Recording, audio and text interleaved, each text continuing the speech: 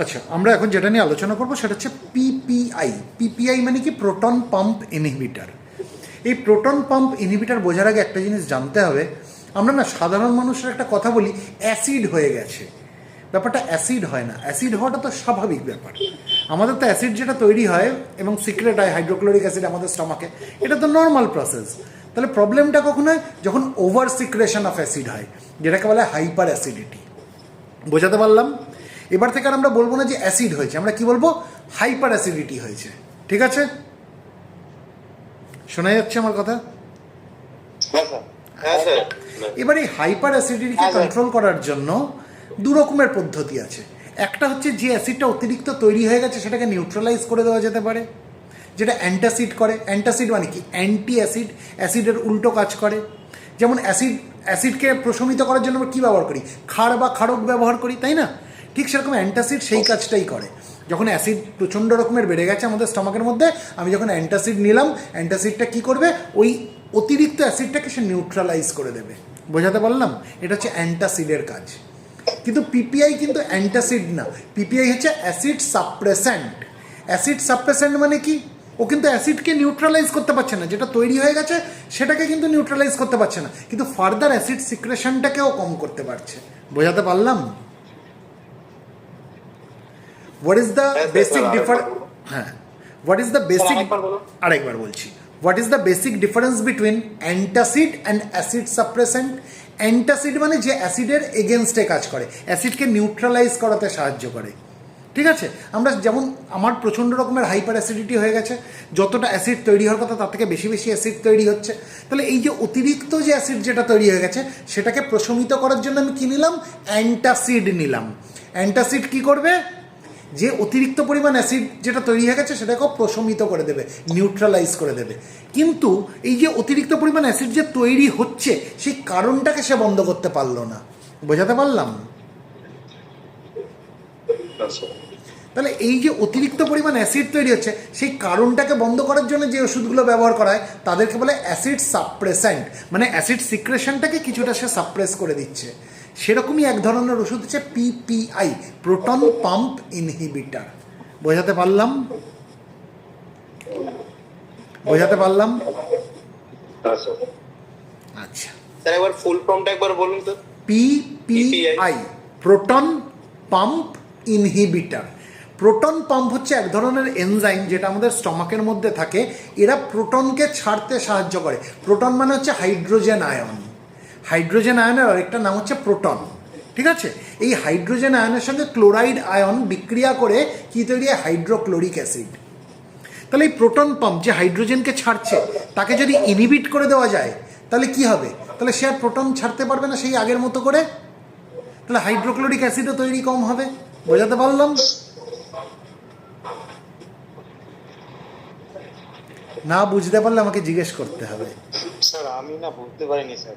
বুঝতে পারেনি? আরে ওরম করে বলার কি আছে? নাই বুঝতে পারেন আমাকে বলুন, আমি আবার করে বলছি। আপনাদের লেখাগুলোকে আমি দেখে লিখছিলাম। না, লিখবেন না, আগে শুনুন, আগে শুনুন। ঠিক আছে? আগে শুনুন, যেটা বলছি সেটা শুনুন। কারণ লেখার দিকে মন থাকলে কি হবে বলুন তো? শোনাটা হবে না। আপনি সব পেয়ে যাবেন, আপনাকে সব কিছু দিয়ে দেওয়া হবে। আমাদের স্টমাকে এক ধরনের এনজাইম থাকে যে পাম্পের মতো কাজ করে। টুলু পাম্প কি করে? জল ছাড়ে। সেরকম আমাদের স্টমাকে যে প্রোটন পাম্প থাকে তারা প্রোটন ছাড়ে। প্রোটন মানে কি? Hydrogen ion, H+ ion. এই হাইড্রোজেন আয়নের সঙ্গে যখন ক্লোরাইড আয়ন অর্থাৎ Cl- আয়ন যখন জুড়ে যায় তখন কি তৈরি হয়? HCl, hydrochloric acid. বোঝাতে পারলাম? তাহলে এই প্রোটন পাম্পকে যদি ইনহিবিট করে দেওয়া হয় তাহলে কি হবে? যার প্রভাবে হাইড্রোজেন আয়ন বেরোচ্ছিল সেই বেরোনোটা কম হবে, তাই তো? তাহলে ক্লোরাইডের সঙ্গে তার বিক্রিয়াও কম হবে, তাহলে হাইড্রোক্লোরিক অ্যাসিড কম কম উৎপন্ন হবে। বোঝাতে পারলাম? এই জন্যে যে ওষুধ প্রোটন পাম্পকে ইনহিবিট করে তাদেরকে বলে প্রোটন পাম্প ইনহিবিটার। এর প্রভাবে কি হয়? হাইড্রোক্লোরিক অ্যাসিডের উৎপন্নটা কমে যায়। তাহলে আমি কি বলেছি? যখন হাইপার অ্যাসিডিটি হচ্ছে সেখানে কি হয়? অতিরিক্ত পরিমাণ হাইড্রোক্লোরিক অ্যাসিড তৈরি হয়, অতিরিক্ত পরিমাণ স্টমাক অ্যাসিড তৈরি হয়, নর্মালের থেকে বেশি স্টমাক অ্যাসিড তৈরি হতে লাগে। তাহলে এই যে সমানে যে স্টমাক অ্যাসিড তৈরি হয়ে যাচ্ছে নর্মালের থেকে বেশি, সেটাকে আটকানোর প্রয়োজন। সেটাকে আটকাবে কে? অ্যাসিড সাপ্রেসেন্ট নামক ওষুধগুলো আটকাবে, যার একটা টাইপ হচ্ছে প্রোটন পাম্প ইনহিবিটর। বোঝাতে পারলাম? এরা অ্যাসিড সিক্রেশনটাকে সাপ্রেস করে দেয়। আর অ্যান্টাসিড থেকে বলবেন? কেন প্রথম থেকে ছিলেন না, জয়েন করেননি? না স্যার, আমার মানে অর্ধেক কেটে কেটে আসছিল, আমি ওই জন্য বুঝতে পারছি না। আরেকটু যদি আরেকবার ভার্চুয়াল প্ল্যাটফর্মে এটাই প্রবলেম। বলুন, মাইকটা অফ করো না। আচ্ছা, আবারও বলছি, আমাদের যখন অতিরিক্ত পরিমাণ অ্যাসিড সিক্রেশন শুরু হয়ে যায় নর্মালের থেকে বেশি, তখন সেটাকে বলে হাইপার অ্যাসিডিটি। হাইপার মানে কি? বেশি। হাইপো মানে কম। হাইপার অ্যাসিডিটি মানে অতিরিক্ত পরিমাণ অ্যাসিড সিক্রেশন হচ্ছে। তখন আমরা দু ধরনের ওষুধ ব্যবহার করতে পারি। একটাকে বলে অ্যান্টাসিড, একটাকে বলা হয় অ্যাসিড সাপ্রেসেন্ট। অ্যান্টাসিড কি করবে? অ্যান্টাসিড অ্যাসিডের উল্টো কাজ করবে, মানে অ্যাসিডকে প্রশমিত করতে সাহায্য করবে। আমি যদি অ্যান্টাসিড নিই, ওই অ্যান্টাসিড কি হবে? আমার স্টমাকে প্রবেশ করবে, করে অতিরিক্ত পরিমাণ যে অ্যাসিড তৈরি হয়ে গেছে সেটাকে প্রশমিত করে দেবে। বোঝাতে পারলাম? হ্যাঁ স্যার। আচ্ছা, কিন্তু এই যে অ্যাসিড যে অতিরিক্ত পরিমাণ তৈরি হচ্ছে সেটাকে তো সে বন্ধ করতে পারলো না। যে অ্যাসিডটা অতিরিক্ত তৈরি হয়ে গেছে সেটাকে সে প্রশমিত করলো, কিন্তু এই যে ফার্দার যে অ্যাসিড তৈরি হচ্ছে সেটাকে সে আটকাতে পারলো না। তাহলে সেটাকে আটকানোর দরকার আছে। সেটাকে কে আটকাবে? অ্যাসিড সাপ্রেসেন্ট নামক ওষুধগুলো তাকে সেটাকে আটকাবে।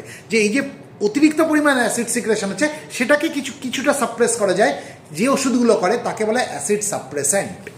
তো এই প্রোটন পাম্প ইনহিবিটর পিপিআই, যেমন আমি যদি উদাহরণ বলি, omeprazole, lansoprazole, pantoprazole, S omeprazole, rabeprazole, এই নামগুলো শুনেছেন তো? এগুলো হচ্ছে পিপিআই, প্রোটন পাম্প ইনহিবিটর। এরা কি করে? এরাই অতিরিক্ত পরিমাণ অ্যাসিড সিক্রেশনটাকে সাপ্রেস করে। কিভাবে করে? এরা আমাদের স্টমাকের মধ্যে এক ধরনের এনজাইম থাকে যেটাকে বলে প্রোটন পাম্প, যারা প্রোটনকে ছাড়তে সাহায্য করে, অর্থাৎ হাইড্রোজেন আয়নকে ছাড়তে সাহায্য করে। এই প্রোটন পাম্পটাকে তারা ইনহিবিট করে দেয়। তাহলে কি হবে? তাহলে হাইড্রোজেন আয়নকে সে আর ছাড়তে পারবে না আগের মতো। আর হাইড্রোজেন আয়ন অর্থাৎ প্রোটন যদি আগের মতো না বেরোয়, তাহলে ক্লোরাইড আয়নের সঙ্গে বিক্রিয়া করে সে হাইড্রোক্লোরিক অ্যাসিডও কম কম তৈরি করবে। বোঝাতে পারলাম? হ্যাঁ স্যার। তাহলে প্রোটন পাম্প ইনহিবিটর কি করছে? অ্যাসিড সিক্রেশন যেটা হচ্ছে সেটাকে কিছুটা হলেও ইনহিবিট করে দিচ্ছে। কিভাবে ইনহিবিট করছে? প্রোটন পাম্পটাকে ইনহিবিট করে, প্রোটন পাম্প নামক এনজাইমটাকে ইনহিবিট করে। খুব বেশি ডিটেলসে যাচ্ছে হাইড্রোজেন না। আয়নকে ইনহিবিট করে দিচ্ছে। হাইড্রোজেন আয়নকে ইনহিবিট করছে না, ও প্রোটন পাম্পকে ইনহিবিট করছে, যে পাম্পটা হাইড্রোজেন আয়নকে ছাড়তে সাহায্য করছিল। আচ্ছা আচ্ছা আচ্ছা। মানে টুলু পাম্প জলকে ছাড়তে সাহায্য করছে, আপনি যদি টুলু পাম্পের মুখটায় কাগজ গুঁজে দেন তাহলে কি হবে? সে জলকে ছাড়তে পারবে না। হ্যাঁ স্যার। এরকম টাইপের চিন্তা করুন। প্রোটন পাম্প প্রোটন ছাড়ছিল, হাইড্রোজেন আয়ন ছাড়ছিল। তাহলে প্রোটন পাম্পকে যদি আপনি ইনহিবিট করে দেন, তাহলে হাইড্রোজেন আয়ন আগের মতো আর বেরোবে না। তাহলে অতিরিক্ত পরিমাণ হাইড্রোজেন আয়ন বেরোনোর ফলে কি হচ্ছিল? সে ক্লোরাইড আয়নের সঙ্গে বিক্রিয়া করে অতিরিক্ত পরিমাণ হাইড্রোক্লোরিক অ্যাসিড তৈরি করছিল।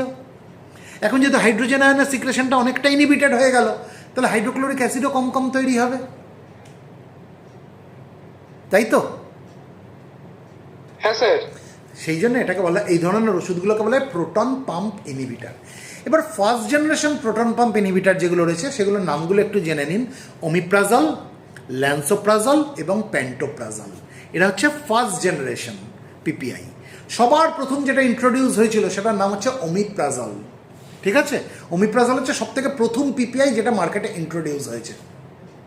তাহলে ফার্স্ট জেনারেশন পিপিআই এর মধ্যে কি কি পড়লো? Omeprazole, lansoprazole, pantoprazole. ঠিক আছে? এবার এই ওমিপ্রাজলটা এস এবং আর, এই দুটো এনানসিওমারের রেসিমিক মিক্সচার। আর এনানসিওমার আর এস এনানসিওমারের রেসিমিক মিক্সচার। রেসিমিক মিক্সচার মানে কি? 50% আর এনানসিওমার রয়েছে, 50% এস এনানসিওমার রয়েছে। এই আর এনানসিওমার আর এস এনানসিওমার এরা দুজনেই কিন্তু প্রোটন পাম্পকে ইনহিবিট করতে পারে, কিন্তু দেখা গেছে যে এস এনানসিওমার, এই আর এস এর মধ্যে এস এনানসিওমারটা বেশি ক্লিনিক্যালি এফেক্টিভ। আমি যদি এটাকে সহজ করে বলি, আপনি এভাবে চিন্তা করুন যে দুটো জিনিস মিলে গিয়ে ওমিপ্রাজল তৈরি হয়েছে। তার মধ্যে একটা জিনিসের নাম হচ্ছে আর এনানসিওমার, একটা জিনিসের নাম হচ্ছে এস এনানসিওমার। মানে 50% আর এনানসিওমার রয়েছে, 50% এস এনানসিওমার রয়েছে। বোঝাতে পারলাম? যেটা মিলেই ওমিপ্রাজলটা হয়, যেটা মিলে ওমিপ্রাজল তৈরি হয়েছে। এবার এই আর এনানসিওমার আর এস এনানসিওমার দুজনেই কিন্তু প্রোটন পাম্পকে ইনহিবিট করতে পারে, কিন্তু আমি যদি তুলনা করি যে কোনটা বেশি ক্লিনিক্যালি এফেক্টিভ, তাহলে কিন্তু এস এনানসিওমার বেশি ক্লিনিক্যালি এফেক্টিভ। আমরা কি এটা Yes. বুঝলাম যে আর এনানসিওমার আর এস এনানসিওমার দুজনেই প্রোটন পাম্পকে ইনহিবিট করে, কিন্তু আর এনানসিওমারের থেকে এস এনানসিওমার আরও ভালোভাবে করে আর একটু ক্লিনিক্যালি বেশি এফেক্টিভ। বোঝাতে পারলাম? হ্যাঁ স্যার। হ্যাঁ স্যার। আচ্ছা, তখন মানুষ কি করলো? তখন মানুষ এই আর আর এস এনানসিওমারের যে মিক্সচার ওমিপ্রাজল, তার থেকে এস এনানসিওমারকে আলাদা করে নিল। ঠিক আছে, এবার যখন এস এনানসিওমারকে আলাদা করে নিল, এবার আপনি আমাকে একটা জিনিস বলুন, ওমিপ্রাজল খেলে বেশি ভালো কাজ হবে, নাকি আমি যদি এস এনানসিওমারটাকে আলাদা করে খাই সেটা বেশি ভালো কাজ হবে? তো আলাদা করে এসে এনএনসিওমারটাকে খেলেই ভালো কাজ হবে। মানুষ সেই চিন্তা ভাবনা করেই এস এনানসিওমারটাকে আলাদা করে নিল, তাই তো, যাতে সেটা আরেকটু ভালো কাজ করে। হ্যাঁ। কারণ আর আর এস এই দুটোর মধ্যে এস এনানসিওমারটা ক্লিনিক্যালি বেশি এফেক্টিভ, সেই জন্য এস এনানসিওমারকে আলাদা করে নিল।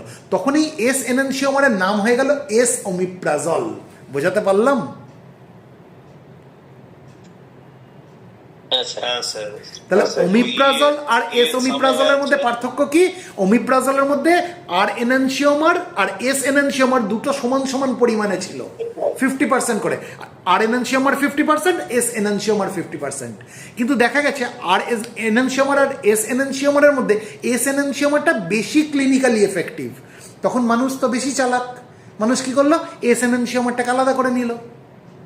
যেই আলাদা করে নিল, কেন? এটা চিন্তা ভাবনা করে যে কাজটা তাহলে আর একটু ভালো হবে। এই এস এনানসিওমার যেটাকে আলাদা করলো, এর নাম দেওয়া হলো এস ওমিপ্রাজল। তাহলে ওমিপ্রাজলের থেকে এস ওমিপ্রাজল যাতে ভালো কাজ করতে পারে, সেই জন্য ওমিপ্রাজলের মধ্যে থেকে এস এনানসিওমারটাকে আলাদা করে তার নাম দেওয়া হলো এস ওমিপ্রাজল। বোঝাতে পারলাম না পারলাম না?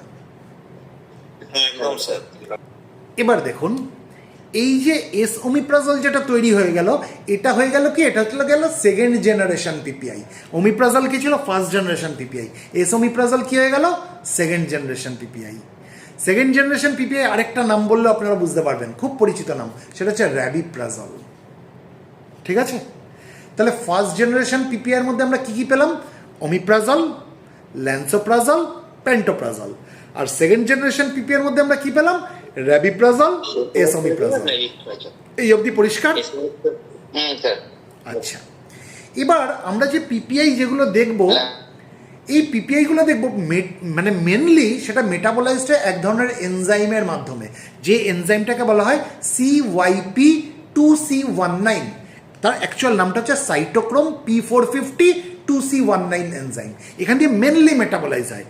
এছাড়াও অন্য এনজাইম দিয়ে মেটাবোলাইজ হয়, কিন্তু মেনলি কোথা দিয়ে মেটাবোলাইজ হয়? Cytochrome P450 2C19 enzyme.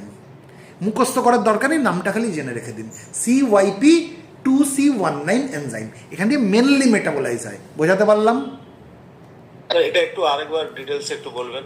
আচ্ছা, আমরা যখন কোনো ওষুধ নিচ্ছি, ওষুধটা তো লিভারে মেটাবোলাইজ হয়, লিভারে এনজাইম থাকে যেটা মেটাবোলাইজ করে ওষুধটাকে, এটা তো আমরা জানি। সেরকমই একটা এনজাইমের নাম হচ্ছে সাইটোক্রোম P450 2C19 এনজাইম, যেটাকে ছোট করে বলা হয় CYP2C19 এনজাইম, যেটার মাধ্যমে আমরা দেখব ওমিপ্রাজল ম্যাক্সিমাম মেটাবোলাইজ হচ্ছে, ল্যান্সোপ্রাজল ম্যাক্সিমাম মেটাবোলাইজ হচ্ছে, পেন্টোপ্রাজল ম্যাক্সিমাম মেটাবোলাইজ হচ্ছে, এস ওমিপ্রাজল ম্যাক্সিমাম মেটাবোলাইজ হচ্ছে। একমাত্র র্যাবিপ্রাজল এটা দিয়ে ম্যাক্সিমাম মেটাবোলাইজ হয় না। আমরা পরে ডিটেলস আসবো। মানে র্যাবিপ্রাজলের ক্ষেত্রে আমরা দেখবো সেটা নন এনজাইমেটিক পাথওয়েতে বেশি মেটাবোলাইজ হয়। কিন্তু এছাড়া বাদবাকি পিপিআই আমরা যদি দেখি, সেটা ম্যাক্সিমাম মেটাবোলাইজ কোন এনজাইমের মাধ্যমে হচ্ছে? CYP2C19 বা সাইটোক্রোম P450 2C19 এনজাইমের মাধ্যমে। বোঝাতে পারলাম? এনজাইমটা স্টমাকেই থাকে। না, স্টমাকেই থাকে। লিভারের এনজাইম। মানে মেটাবলিজমটা কোথায় হয়? লিভারে হয় তো। লিভার, হ্যাঁ লিভার। এটা লিভারের এনজাইম। হ্যাঁ, এটা লিভারের এনজাইম। আচ্ছা, ওষুধটা লিভারে মেটাবোলাইজ হয়। ঠিক আছে? ওকে। আচ্ছা, এবার আমরা দেখে নিই যে লিভারে এই পিপিআইগুলো কোন এনজাইম দ্বারা মেটাবোলাইজ হয়। প্রধানত কোনটা দিয়ে হয় বললাম? CYP2C19 enzyme. ঠিক আছে, এবার যতগুলো পিপিআই দেখলাম র্যাবিপ্রাজল বাদে, সবকটা পিপিআই ম্যাক্সিমাম মেটাবোলাইজ হয় হচ্ছে CYP2C19 এনজাইমের মাধ্যমে। ওটাই কিন্তু মেজর এনজাইম। আর মাইনর এনজাইম হচ্ছে CYP3A4। মাইনর মানে অল্প কিছু মেটাবোলাইজ হয় কোন এনজাইম দিয়ে? CYP3A4 দিয়ে। বোঝাতে পারলাম? হ্যাঁ স্যার। তার নামগুলো একটু শক্ত। CYP2C19, CYP2C19 এনজাইম দিয়ে এরা মেনলি মেটাবোলাইজ হয়। তাই CYP2C19 এনজাইমটা কি? এটা হচ্ছে মেজর এনজাইম। আর কোনটা দিয়ে অল্প মেটাবোলাইজ হয়? কোন এনজাইম দিয়ে? CYP3A4 দিয়ে। তাই CYP3A4টা কি? Minor enzyme. বোঝাতে পারলাম? হ্যাঁ স্যার। প্রত্যেকটা পিপিআই, সেটা ওমিপ্রাজল হোক, ওমিপ্রাজল হোক, ল্যান্সোপ্রাজল হোক, প্যান্টোপ্রাজল হোক, র্যাবিপ্রাজল বাদে এই যতগুলো এনজাইম, এই যতগুলো পিপিআই আমি বললাম, সবই ম্যাক্সিমাম মেটাবোলাইজ হচ্ছে কোথা দিয়ে? মেজর এনজাইম, যেটা হচ্ছে CYP2C19 এনজাইম। আর মাইনর এনজাইম কোনটা? যেটা দিয়ে অল্প একটু মেটাবোলাইজ হচ্ছে CYP3A4 এনজাইম। ক্লিয়ার? হ্যাঁ স্যার। এবার গল্পটা একটু অন্যরকম।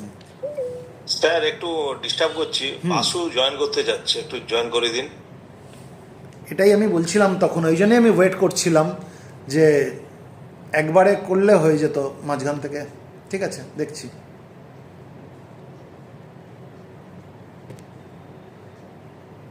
দেখছি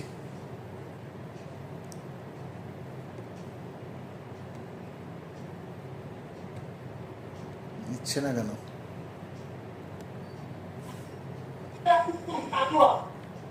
প্রথমে স্যার এসেছিল। এবার জয়েন হয়ে গেছে বোধহয়। হয়েছেন বাসুদেব বাবু? হ্যাঁ হ্যাঁ জয়েন হয়েছে। হ্যাঁ স্যার, জয়েন হয়ে গেছে। ওকে, সরি স্যার, একটু লেট হয়ে গেল। ঠিক আছে।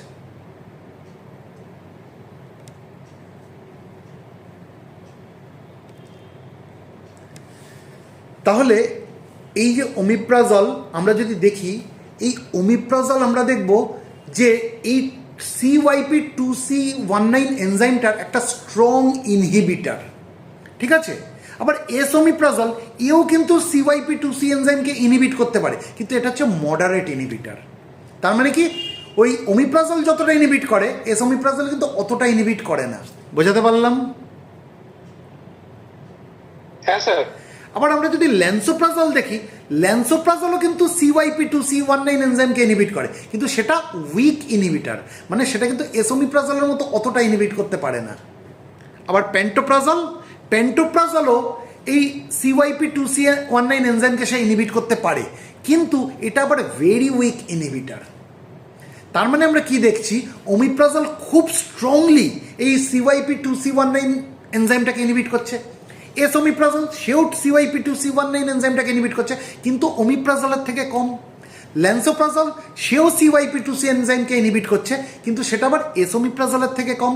আবার প্যান্টোপ্রাজল সেও CYP2C19 এনজাইমকে ইনহিবিট করছে, কিন্তু সেটা ল্যান্সোপ্রাজলের থেকেও কম। আমি এতগুলো কথা কেন বললাম? তার কারণ হচ্ছে, যে যত বেশি এই CYP2C19 এনজাইমকে ইনহিবিট করবে, তার ড্রাগ টু ড্রাগ ইন্টারাকশন তত বেশি হবে। বোঝাতে পারলাম? হ্যাঁ স্যার। হ্যাঁ স্যার। তাহলে আমরা এতক্ষণে কি বুঝলাম? সব থেকে বেশি এই CYP2C19 এনজাইমকে কে ইনহিবিট করছে? Omeprazole sir. ওমিপ্রাজল। তাহলে ওমিপ্রাজলের ড্রাগ ড্রাগ ইন্টারাকশন বা drug to drug interaction rate বেশি। বোঝাতে পারলাম? বোঝাতে পারলাম? তাহলে ওমিপ্রাজলের থেকে একটু কম কোনটা হবে? ওমিপ্রাজল। ওমিপ্রাজলের পর ওমিপ্রাজল, কারণ ওমিপ্রাজল CYP2C19 এনজাইমকে ইনহিবিট করে, কিন্তু সেটা ওমিপ্রাজলের থেকে একটু কম করে। তাহলে ওমিপ্রাজলের ড্রাগ টু ড্রাগ ইন্টারাকশন ওমিপ্রাজলের থেকে কম হবে। ল্যান্সোপ্রাজলের ক্ষেত্রে ল্যান্সোপ্রাজলও CYP2C19 এনজাইমকে ইনহিবিট করে, কিন্তু সেটা ওমিপ্রাজল যতটা করে তার থেকেও কম করে। তাহলে ল্যান্সোপ্রাজলের ড্রাগ টু ড্রাগ ইন্টারাকশন আরেকটু কম। আর প্যান্টোপ্রাজলের ক্ষেত্রে কি, এও কিন্তু CYP2C19 এনজাইমকে ইনহিবিট করে, কিন্তু অল্প একটু করে, উইক ইনহিবিটার। তাহলে প্যান্টোপ্রাজলের ড্রাগ টু ড্রাগ ইন্টারাকশন কিন্তু অনেকটাই কম। বোঝাতে পারলাম? বোঝাতে পারলাম কি পারলাম না? হ্যাঁ স্যার। আচ্ছা, এবার প্যান্টোপ্রাজলের আমরা যদি মেটাবলিজম দেখি, আমি কি বলেছি? প্রধানত মেটাবলাইজ হয় কোন এনজাইম দিয়ে? 2C19 এনজাইম দিয়ে, যেমন বাকি পিপিআইরাও হচ্ছিল। আর মাইনর এনজাইম কোনটা, যেখান থেকে অল্প একটু মেটাবলাইজ হয়? CYP3A4 দিয়ে। এর পাশাপাশি অ্যাডিশনাল একটা পাথওয়ে রয়েছে প্যান্টোপ্রাজলের ক্ষেত্রে, যেটাকে বলে সালফেট কনজুগেশন। ঠিক আছে? Sulphate conjugation. তা এত না জানলেও চলবে। যাই হোক, একটু আগে আমি কি বললাম, যত বেশি, হ্যাঁ বলুন, কিছু বলছেন। স্যার আপনি যেহেতু সবগুলোই বললেন, একটু আগে বললেন যে র্যাবিপ্রাজল ভালো, তো এই সেকেন্ড জেনারেশনে পিপিআই তে তো র্যাবিপ্রাজল পড়ছে, তো পড়ছে। ওইটার মেটাবলিজমের এটাও যদি কিছু আসছি বলে দেন। আসছি আমি এখনো পুরোটা শেষ করিনি। র্যাবিপ্রাজল লাস্টে আচ্ছা, বলছি কেন, এই কারণ আচ্ছা, র্যাবিপ্রাজলের ড্রাগ টু ড্রাগ ইন্টারাকশন সব থেকে কম, ওটা নন এনজাইমেটিক পাথওয়েতে মেটাবোলাইজ বেশি হয়, ঠিক আছে? ওই জন্য আমি এটাকে ওয়েট করছি। প্যান্টোপ্রাজল অবধি আমরা কি দেখলাম, যে যত বেশি সিওয়াইপি 2C19 এনজাইমের ইনহিবিশন হবে তত ড্রাগ ড্রাগ ইন্টারাকশন বেশি হবে, তাই তো? তা এই হ্যাঁ, স্যার। সিওয়াইপি 2C19 এনজাইম যেটা রয়েছে তার ইনহিবিশন সব থেকে বেশি কে করাচ্ছিল? ওমিপ্রাজল। তাহলে ওমিপ্রাজলের ড্রাগ ড্রাগ ইন্টারাকশন সব থেকে বেশি, তার থেকে একটু কম কার? এসোমিপ্রাজল। তার থেকে একটু কম কার? ল্যান্সোপ্রাজল। তার থেকে কম কার? প্যান্টোপ্রাজল। প্যান্টোপ্রাজল এতটাই কম যে তার ড্রাগ ড্রাগ ইন্টারাকশন অনেকটাই কম, কারণ ওটা খুব weak inhibitor of CYP 2C19 enzyme. বোঝাতে পারলাম? এবার আসছি র্যাবিপ্রাজল। র্যাবিপ্রাজলের এই ড্রাগ ড্রাগ ইন্টারাকশন যত পিপিআই আছে সবার থেকে কম, ওই জন্য এটাকে আমি আলাদা করে বোঝাচ্ছিলাম। তার কারণ হচ্ছে র্যাবিপ্রাজল দুটো পাথওয়েতে মেটাবোলাইজ হয়, একটা নন এনজাইমেটিক পাথওয়ে যেটা হচ্ছে মেজর পাথওয়ে, আর একটা হচ্ছে এনজাইমেটিক পাথওয়ে যেটা মাইনর পাথওয়ে। নন এনজাইমেটিক পাথওয়েতে মোটামুটি 60 থেকে 70% অফ মানে র্যাবিপ্রাজলের মেটাবলিজম হয়, আর এনজাইমেটিক পাথওয়েতে মাত্র 30 to 40% মেটাবোলাইজ হয়। বোঝাতে পারলাম? এবার এই এনজাইমেটিক পাথওয়েতেও কিন্তু যে এনজাইমগুলো ইনভলভ সেই একই enzyme, CYP 2C19 enzyme, CYP 304 enzyme, এগুলো ইনভলভ, কিন্তু এই এনজাইমেটিক পাথওয়েতে র্যাবিপ্রাজলের মেটাবলিজমটা কি অনেকটাই কম, এটা মাইনর পাথওয়ে। বোঝাতে পারছি? সেই জন্য rabeprazole offers minimal CYP inhibition. বোঝাতে পারছি? ম্যাক্সিমাম মেটাবোলাইজ কোথায় হচ্ছে? নন এনজাইমেটিক পাথওয়েতে, ওটাই তার মেজর পাথওয়ে মেটাবলিজম হওয়ার। সেই জন্য র্যাবিপ্রাজলের ড্রাগ ড্রাগ ইন্টারাকশন সব থেকে কম যতগুলো পিপিআই আছে তাদের মধ্যে। Am I making myself clear? বোঝাতে পারলাম? আরেকবার প্যান্টোপ্রাজল অব্দি ক্লিয়ার হয়ে গেছে? একদম স্যার, একদম। এবার র্যাবিপ্রাজল। র্যাবিপ্রাজলের মেটাবলিজমটা একটু অন্যভাবে হয়, বাকি পিপিআই থেকে র্যাবিপ্রাজল আলাদা। বাকি পিপিআই আমরা নন এনজাইমেটিক পাথওয়ে নিয়ে কিন্তু কোনো কথা বললাম না। র্যাবিপ্রাজলের ক্ষেত্রে তার মেটাবলিজমটা দুটো পাথওয়েতে হয়, একটা হচ্ছে নন এনজাইমেটিক পাথওয়ে যেটা হচ্ছে তার মেজর পাথওয়ে যেখানে দিয়ে ম্যাক্সিমাম সে মেটাবোলাইজ হয়, আর একটা হচ্ছে এনজাইমেটিক পাথওয়ে। হ্যাঁ, আগের যে এনজাইমগুলো বললাম সেই এনজাইম এখানেও কাজ করে, কিন্তু এটা মাইনর পাথওয়ে, অল্প একটু মেটাবোলাইজ হয়, ঠিক আছে? নন এনজাইমেটিক পাথওয়েতে 60 to 70% মেটাবলিজম হয় র্যাবিপ্রাজলের, আর এনজাইমেটিক পাথওয়েতে মাত্র 30 to 40% মেটাবলিজম হয় র্যাবিপ্রাজলের। তা যেহেতু এনজাইমেটিক পাথওয়েতে খুব কম মেটাবোলাইজ হচ্ছে, সেই জন্য র্যাবিপ্রাজলের মিনিমাল সিওয়াইপি ইনহিবিশন হয়, সেই জন্য র্যাবিপ্রাজলের ড্রাগ টু ড্রাগ ইন্টারাকশন এত কম। বোঝাতে পারছি? কারণ যত বেশি সিওয়াইপি 2C19 এনজাইম ইনহিবিশন হবে তত ড্রাগ ড্রাগ ইন্টারাকশন বেশি হবে।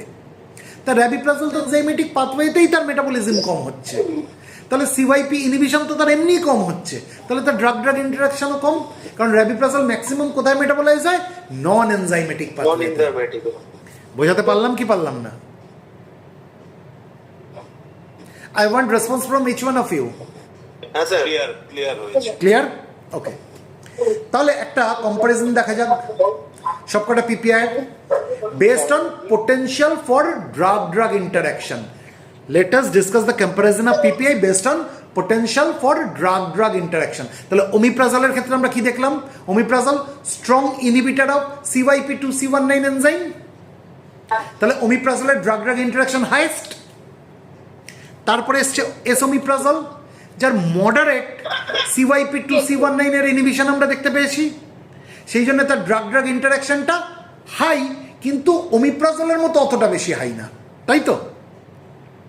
একদম স্যার। তারপরে আসছে কি? ল্যান্সোপ্রাজল। ল্যান্সোপ্রাজল হচ্ছে উইক ইনহিবিটর সিওয়াইপি 2C19 এনজাইমের, সেই জন্য তার ড্রাগ ড্রাগ ইন্টারাকশনটা মডারেট, মানে এসোমিপ্রাজলের মতো অত বেশি না, ওমিপ্রাজল তো ছেড়ে দিলাম, অত অনেক বেশি, এসোমিপ্রাজলের মতন অত বেশি না, ল্যান্সোপ্রাজলের ড্রাগ ড্রাগ ইন্টারাকশন মডারেট। তার থেকেও কম যদি হয় সেটা হচ্ছে প্যান্টোপ্রাজল, কারণ প্যান্টোপ্রাজল হচ্ছে very weak inhibitor of CYP2C19 enzyme, যার জন্য প্যান্টোপ্রাজলের ড্রাগ ড্রাগ ইন্টারাকশন খুব কম, লো একদম। বোঝাতে পারলাম? আর যদি ড্রাগ ড্রাগ ইন্টারাকশন সব থেকে লোয়েস্ট বলি সেটা হচ্ছে র্যাবিপ্রাজল। কেন? কারণ র্যাবিপ্রাজলের ক্ষেত্রে মিনিমাম CYP ইনহিবিশন হয়, কারণ র্যাবিপ্রাজল মেটাবোলাইজ হয় কথা দিয়ে, নন এনজাইমেটিক পাথওয়ে দিয়ে। Am I making my self clear? একদম স্যার ক্লিয়ার। হ্যাঁ স্যার। ক্লিয়ার? ওকে, এবার আমরা আগের পেস্ট তো স্যার, হ্যাঁ স্যার র্যাবিপ্রাজল হচ্ছে স্যার দুটো এই- পাথওয়ের যে পেস্টটা ছিল স্যার, দুটো পাথওয়ে, পেস্টটা একবার দেখান না স্যার। হ্যাঁ এই পেস্টটা র্যাবিপ্রাজল মেটাবোলাইজের দুটো পাথওয়েতে বললাম, সব থেকে বেশি মেজর পাথওয়ে কোনটা? নন এনজাইমেটিক পাথওয়ে। নন এনজাইমেটিক, আর নন এনজাইমেটিক পাথওয়ে হলে ড্রাগ ড্রাগ ইন্টারাকশনের চান্স ওরকম নেই। আর এনজাইমেটিক পাথওয়েতে অল্প একটু হয়, অল্প একটু মেটাবোলাইজ হয়, এটা মাইনর পাথওয়ে, তাই ড্রাগ ড্রাগ ইন্টারাকশন অনেকটা কম তার, তাই তো? কারণ র্যাবিপ্রাজল একদম মিনিমাম ইনহিবিশন করে CYP কে, তাই তো? হ্যাঁ স্যার। এবার আমরা PPI কে একটু ক্লাসিফাই করব। কিভাবে ক্লাসিফাই করব? যে যদি কখনো দেখা যায় যে CYP2C19 জেনেটিক পলিমরফিজম হয়েছে, তাহলে কোন PPIটা বেশি এফেক্টেড হবে, কোন PPIটা কম এফেক্টেড হবে, অর্থাৎ কোন PPIর মেটাবলিজমটা বেশি এফেক্টেড হবে, কোন PPIর মেটাবলিজমটা কম এফেক্টেড হবে। তাহলে এখানে আমি একটা শব্দ ব্যবহার করলাম, CYP2C19 জেনেটিক পলিমরফিজম। তাহলে এই জিনিসটা কি? এই যে CYP2C19 এটা কি? এটা একটা এনজাইম, আর এনজাইম তৈরি করে জিন, এটা আমরা জানি, তাই তো? যদি কোনো কারণে জিনের প্রবলেম দেখা যায়, যে জিনটা এই CYP2C19 এনজাইমটা তৈরি করছে, তাহলে কি CYP2C19 এনজাইমটা তৈরি হবে? হবে না স্যার। হবে না, হয় কম কম হবে, নাহলে হবে না, তাই তো? হ্যাঁ স্যার। যে জিন এই CYP2C19 এনজাইমটা তৈরি করে, সেই জিনটা যদি কোনোভাবে প্রবলেম দেখা দেয় সেই জিনে, তাহলে হয় এই CYP2C19 এনজাইমটা কম কম তৈরি হবে বা আদৌ তৈরি হবে না। এই যে প্রবলেমটা, এটাকে বলা হয় CYP2C19 জেনেটিক পলিমরফিজম। বোঝাতে পারলাম? হ্যাঁ স্যার।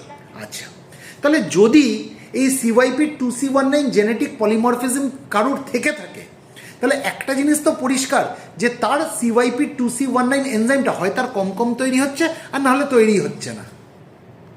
তাহলে এই যে ওষুধ যেগুলো রয়েছে, যে PPI যেগুলো নিয়ে কথা বললাম, তারা তো মেটাবোলাইজ হচ্ছে এই CYP2C19 এনজাইমের মাধ্যমে।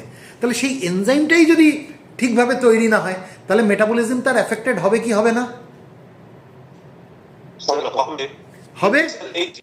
দেখুন, যার এই CYP2C19 জেনেটিক পলিমরফিজম রয়েছে, তাদের ক্ষেত্রে কি হবে? যে PPIগুলো এই CYP2C19 এনজাইমের মাধ্যমে মেটাবোলাইজ হয়, তাহলে এনজাইমটা যদি কম কম তৈরি হয় বা এনজাইমটা যদি তৈরি না হয়, তাহলে তার মেটাবলিজমটা এফেক্টেড হবে কি হবে না? হবে স্যার, হবে। হবে। এবার আমরা দেখব যে র্যাবিপ্রাজলের ক্ষেত্রে কি র্যাবিপ্রাজল এই CYP2C19 এনজাইমের উপর অত বেশি ডিপেন্ড করে না, লিস্ট ডিপেন্ডেন্ট। কেন? কারণ সেটা নন এনজাইমেটিক পাথওয়েতে মেটাবোলাইজ হচ্ছে, তাই তো? বেশিরভাগটাই তার নন এনজাইমেটিক পাথওয়েতে মেটাবোলাইজ হচ্ছে, সেই জন্যে র্যাবিপ্রাজলের মেটাবলিজমটা লিস্ট এফেক্টেড হবে। কিন্তু আমি যদি ওমিপ্রাজল দেখি, ওমিপ্রাজলের ক্ষেত্রে কি এ প্রচন্ড রকমের ডিপেন্ডেন্ট সবথেকে CYP2C19 এনজাইমের উপরে, তাই তো? তাহলে CYP2C19 এনজাইম যদি ঠিকভাবে তৈরি না হয়, বা যদি সাফিসিয়েন্ট পরিমাণ তৈরি না হয়, বা যদি তৈরি না হয়, সব থেকে বেশি এফেক্টেড কে হবে? ওমিপ্রাজল হবে। সৈকতদা একটু জয়েন করতে চাইছি, জয়েন করে দিন। এখন জয়েন করতে চাইছেন? তাহলে তো মাঝখানে এতটা এগিয়ে গেলাম, কিছুই মনে হয় না ধরতে পারবেন। যাই হোক,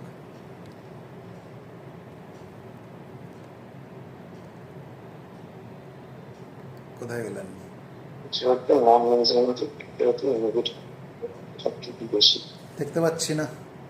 এসছেন।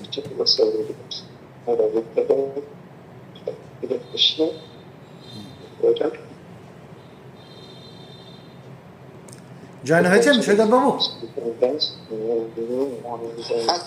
আচ্ছা, যদি কারোর CYP2C19 জেনেটিক পলিমরফিজম থাকে, তাদের ক্ষেত্রে আমরা যদি দেখি যে কোন পিপিআইটা বেশি এফেক্টেড হবে, তাহলে কি দেখবো? ওমিপ্রাজল সব থেকে বেশি এফেক্টেড হবে।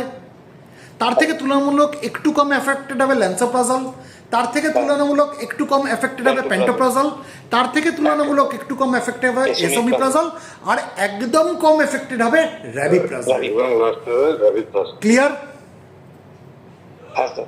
আচ্ছা, এবার আমরা তিনটে জিনিসের ওপরে আমরা পিপিআইকে ভাগ করব। কিসের উপরে ভাগ করব? কম্পারিজনটা কিসের উপরে করব? একটা হচ্ছে তার অ্যাসিড সাপ্রেশন করার কতটা ক্ষমতা আছে, ডিগ্রি অফ অ্যাসিড সাপ্রেশন, মানে সে কতটা এফেক্টিভ, তার উপরে করব। একটা করব অনসেট অফ অ্যাকশনের উপরে, মানে কত তাড়াতাড়ি সে কাজ শুরু করতে পারে। আর একটা করব ডিউরেশন অফ অ্যাকশনের উপরে, মানে সে তার কাজটা কতক্ষণ দেখাতে পারে তার উপরে। আমরা যদি প্রথমে কম্পেয়ার করি সবকটা পিপিআই, আমরা যা যা শিখলাম যে অ্যাসিড সাপ্রেস করার ডিগ্রি কার সব থেকে বেশি, কার সব থেকে বেশি ক্ষমতা অ্যাসিড সাপ্রেস করার, তাহলে আমরা যদি মোস্ট পোটেন্ট থেকে লিস্ট পোটেন্ট অবধি যাই, সব থেকে পোটেন্ট হচ্ছে এসওমিপ্রাজল, স্যার। তারপরে র্যাবিপ্রাজল, তারপর ল্যান্সোপ্রাজল, তারপর ওমিপ্রাজল, আর সব শেষে হচ্ছে পেন্টোপ্রাজল। তাহলে আমরা যদি ডিগ্রি অফ অ্যাসিড সাপ্রেশন দেখি, তাহলে পেন্টোপ্রাজল কিন্তু সব থেকে নিচে, আর সব থেকে উপরে কে? এসোমিপ্রাজল। আমরা যদি এরকম দেখি যে সব থেকে অ্যাসিড সাপ্রেশন কে বেশি করতে পারে, কোন পিপিআই করতে পারে, সব থেকে পোটেন্ট কে বলেছি? এসওমিপ্রাজল, তারপরে র্যাবিপ্রাজল, তারপর ল্যান্সোপ্রাজল, তারপর ওমিপ্রাজল, আর সব থেকে নিচে কে? পেন্টোপ্রাজল। আবার আমরা যদি পিপিআই র্যাঙ্কিংটা এভাবে করি যে অনসেট অফ অ্যাকশন কার সব থেকে তাড়াতাড়ি, তাহলে আমি যদি সব থেকে ফাস্টেস্ট থেকে স্লোয়েস্ট অবধি দেখি, সব থেকে ফাস্টেস্ট হচ্ছে র্যাবিপ্রাজল, তারপর ল্যান্সোপ্রাজল, তারপর এসোমিপ্রাজল, তারপর ওমিপ্রাজল, আর একদম শেষে পেন্টোপ্রাজল। এবার আমরা যদি র্যাঙ্কিংটা এভাবে করি যে ডিউরেশন অফ অ্যাকশন, মানে কতক্ষণ ধরে সে অ্যাসিড সাপ্রেশনটা সে করে রাখতে পারবে, সবকটা পিপিআইয়ের জন্য মোটামুটি 24 থেকে 48 ঘন্টা আমরা ধরে নিই। তার মধ্যেও তো কিছু রয়েছে যে এটা সব থেকে লংগেস্ট, এটা সব থেকে শর্টেস্ট। এটা যদি আমরা দেখি, এসোমিপ্রাজল হচ্ছে লংগেস্ট, সব থেকে ডিউরেশন অফ অ্যাকশন তার সব থেকে বেশি, তারপর র্যাবিপ্রাজল, তারপর ল্যান্সোপ্রাজল, তারপর পেন্টোপ্রাজল, আর একদম শেষে হচ্ছে ওমিপ্রাজল। বোঝাতে পারলাম? এবার প্রেগনেন্সিতে কোনটা সেফ, প্রত্যেকটা প্যারামিটার, প্রত্যেকটা পিপিআই ধরেই কিন্তু আমি কম্পারিজনগুলো দেখিয়েছি। প্রেগনেন্সিতে সেফ বলতে গেলে আমরা এক কথায় তিনটে পিপিআইয়ের নাম বলতে পারি, সেটা হচ্ছে ওমিপ্রাজল, ল্যান্সোপ্রাজল এবং পেন্টোপ্রাজল। ঠিক আছে? এরকম কোনো স্টাডি নেই যে এটার থেকে এটা বেশি সেফ বা এটার থেকে এটা বেশি সেফ। এখন যেহেতু ওমিপ্রাজল সব থেকে প্রথমে আবিষ্কার হয়েছে, সব থেকে আগে লঞ্চ হয়েছে, তাই ওমিপ্রাজল কি এর ক্লিনিক্যাল এক্সপিরিয়েন্সও সব থেকে বেশি।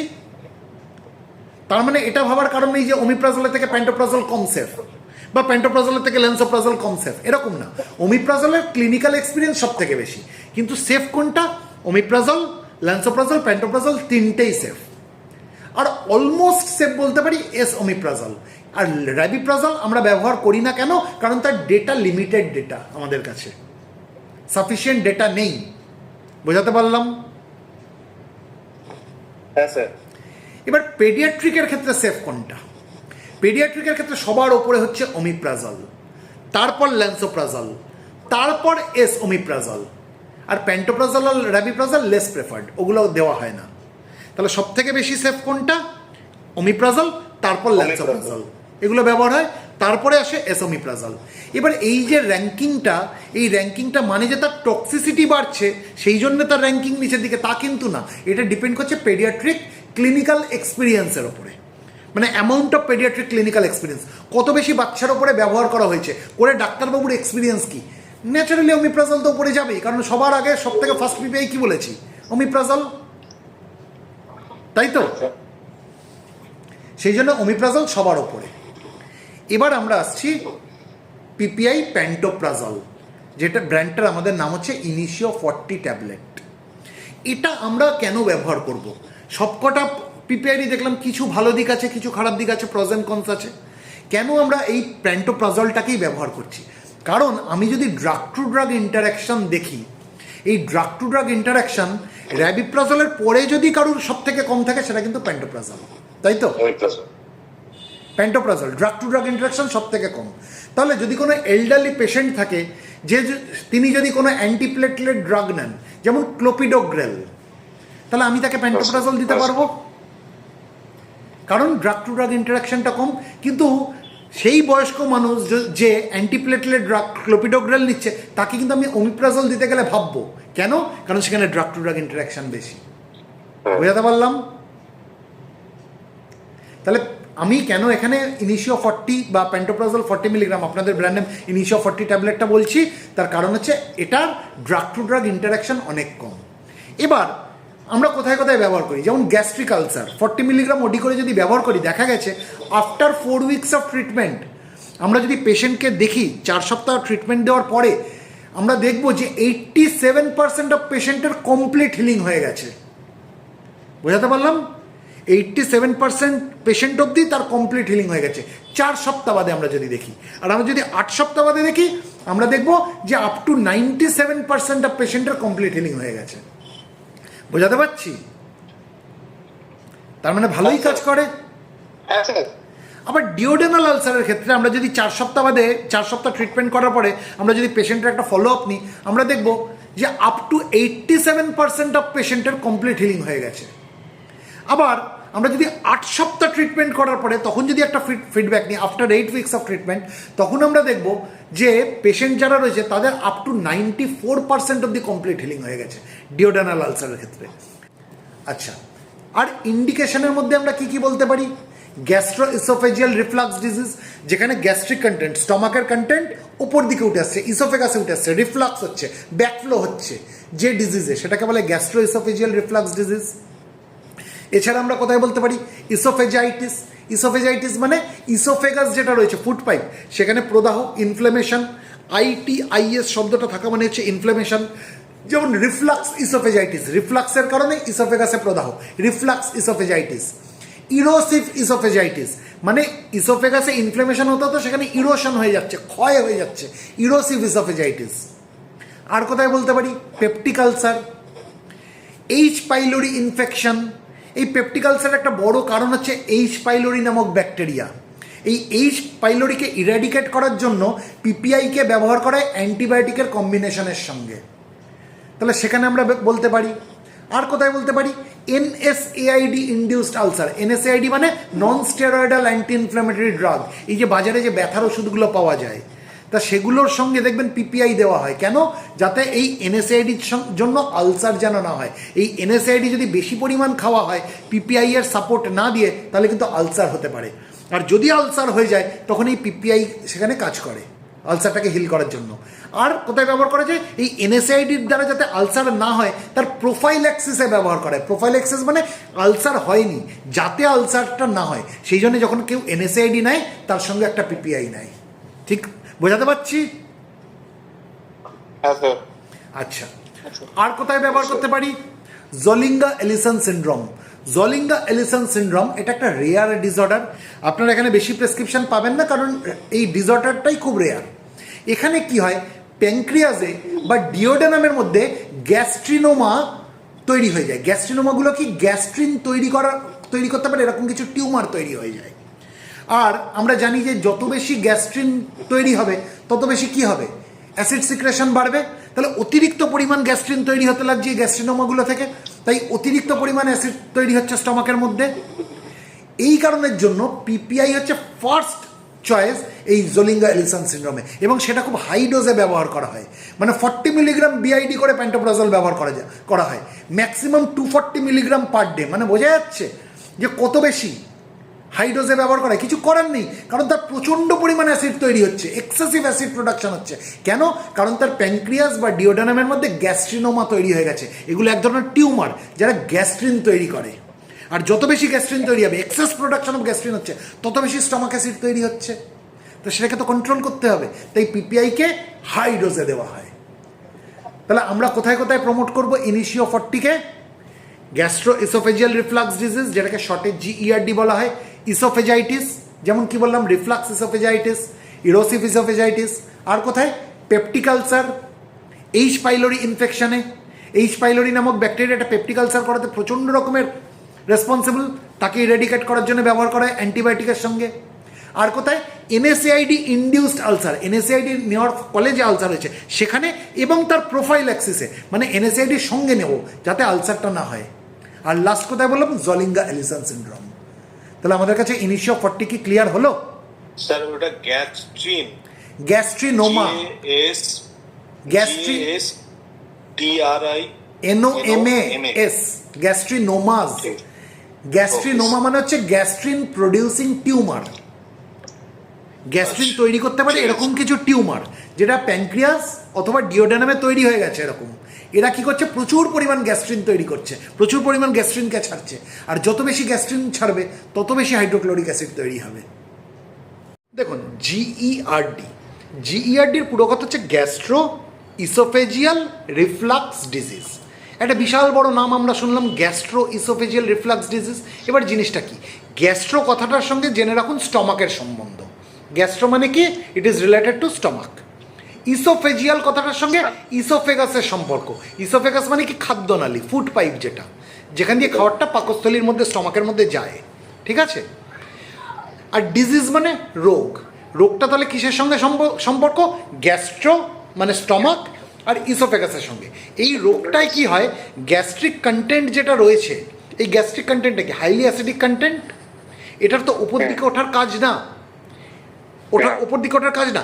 কিন্তু কোনো রোগে যদি এই গ্যাস্ট্রিক কন্টেন্টটা উপর দিকে উঠে আসে, মানে ইসোফেগাসে উঠে আসে, সেই রোগটাকে বলা হয় gastro oesophageal reflux disease. Reflux মানে হচ্ছে ব্যাকফ্লো, উপর দিকে উঠে আসা, রিফ্লাক্স। এই রিফ্লাক্সটা কোথা থেকে হচ্ছে, গ্যাস্ট্রো থেকে ইসোফেগাসে। তাহলে যে ডিজিজে গ্যাস্ট্রো থেকে ইসোফেগাসে রিফ্লাক্স হচ্ছে, গ্যাস্ট্রিক কন্টেন্ট উপর দিকে উঠে আসছে, সেটাকে বলে gastro oesophageal reflux disease. Am I making my self clear? হ্যাঁ স্যার। বোঝাতে পারলাম? হ্যাঁ স্যার। এবার আমার প্রশ্ন আপনাদের কাছে হচ্ছে, স্টমাক যে অ্যাসিডটাকে সহ্য করতে পারে, আমাদের ইসোফেগাস অর্থাৎ খাদ্যনালী, ফুড পাইপ যেটা, সে কি সেই অ্যাসিডটাকে সহ্য করতে পারবে? না স্যার। না স্যার। পারবে না, পারবে না। তাহলে অ্যাসিড যদি উপর দিকে উঠে আসে, তাহলে কি হবে, এই ফুড পাইপের মধ্যে কি হবে, জ্বালা করবে, বার্নিং সেন্সেশন হবে, তাই তো? এটাকে আমরা বলি হার্ড বার্ন। এবার হার্ড বার্ন মানে কি, হার্ড বার্ন করছে, হৃদয় বার্ন করছে, হৃৎপিণ্ড জ্বলছে, হৃদয় জ্বলছে। হৃদয় কখন জ্বলে বলতে পারবেন? আপনাদের আগে আমি বলেছিলাম, প্রেমে ছ্যাঁকা খেলে জ্বলে। অ্যাসিড ওপর দিকে ওঠার জন্য হৃদয়ে জ্বলে না। তাহলে হার্ট বার্ন বলছি কেন, যেহেতু বার্নিং সেন্সেশনটা হার্টের কাছাকাছি হচ্ছে। তাই লেম্যান টার্মে, চলতি কথায় আমরা বলি heart burn. Actually it is the burning sensation of the oesophagus. Am I making my self clear? তাহলে গ্যাস্ট্রো ইসোফেজিয়াল রিফ্লাক্স ডিজিজ কথাটার মানে কি, এত বড় একটা নাম সহজ করে দিন, গ্যাস্ট্রো ইসোফেজিয়াল রিফ্লাক্স ডিজিজ। অর্থাৎ যে ডিজিজে স্টমাক থেকে ইসোফেগাসের মধ্যে গ্যাস্ট্রিক কন্টেন্টের রিফ্লাক্স হয়, সেই ডিজিজটাকে বলা হয় গ্যাস্ট্রো ইসোফেজিয়াল রিফ্লাক্স ডিজিজ। বোঝাতে পারলাম না পারলাম না? হ্যাঁ স্যার। ক্লিয়ার? হ্যাঁ স্যার। আচ্ছা, এবার আসছি ইসোফেজাইটিস। যে কোনো শব্দের পেছনে ITIS কথাটা থাকা মানে হচ্ছে ইনফ্ল্যামেশন, প্রদাহ। যেমন সাইনাসে ইনফ্ল্যামেশন আমরা কি বলি, সাইনোসাইটিস। টনসিলে ইনফ্ল্যামেশন আমরা কি বলি, টনসিলাইটিস।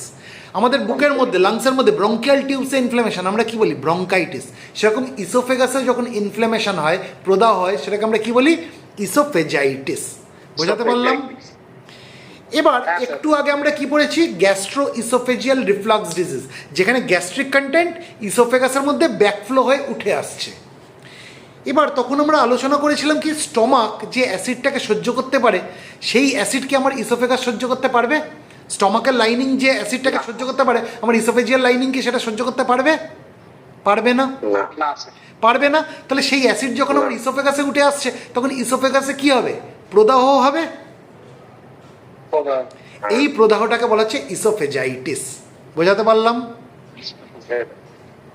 তাহলে রিফ্লাক্স ইসোফেজাইটিস মানে কি, রিফ্লাক্স ইসোফেজাইটিস কথাটার মানে কি, রিফ্লাক্সের কারণে যে ইসোফেজাইটিস হচ্ছে, ওই gastric content, highly acidic gastric content ওপর দিকে উঠে আসার জন্য যে ইসোফেজাইটিস হচ্ছে, সেটাকে কি বলা হয়, রিফ্লাক্স ইসোফেজাইটিস। বোঝাতে পারলাম?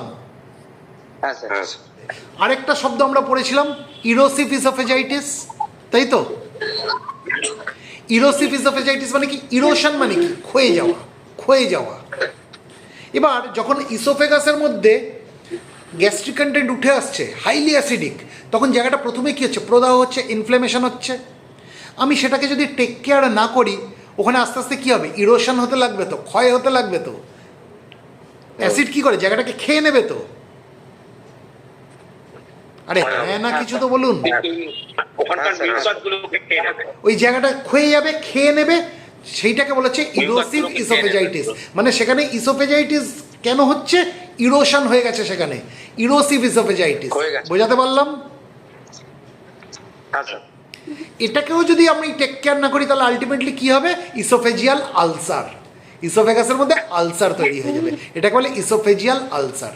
বোঝাতে পারলাম? হ্যাঁ স্যার। তাহলে গ্যাস্ট্রিক কন্টেন্ট যখন ইসোফেগাসে উঠছে, আমি যদি সেটাকে ঠিক করে টেক কেয়ার না করি, গুরুত্ব যদি না দিই, তাহলে আমার কী হবে, ইসোফেজাইটিস হবে, রিফ্লাক্স ইসোফেজাইটিস। সেটাকে আমি গুরুত্ব দিলাম না, হতেই থাকছে। গ্যাস্ট্রো ইসোফেজিয়াল রিফ্লাক্স ডিজিজকে আমি ট্রিট করছি না, অ্যাসিড উঠতেই থাকছে, তাহলে এটা আলটিমেটলি কী হবে, ইরোসিভ ইসোফেজাইটিস। এই যে এবার ইরোসিভ ইসোফেজাইটিসকেও আমি ট্রিট করলাম না, তাহলে আলটিমেটলি এটা কিসে পরিণত হবে, ইসোফেজিয়াল আলসার। আলসার। বোঝাতে পারলাম কি পারলাম না? হ্যাঁ sir. I want response from each one of you. Am I making myself হ্যাঁ clear? স্যার। হ্যাঁ স্যার। Okay. হ্যাঁ স্যার।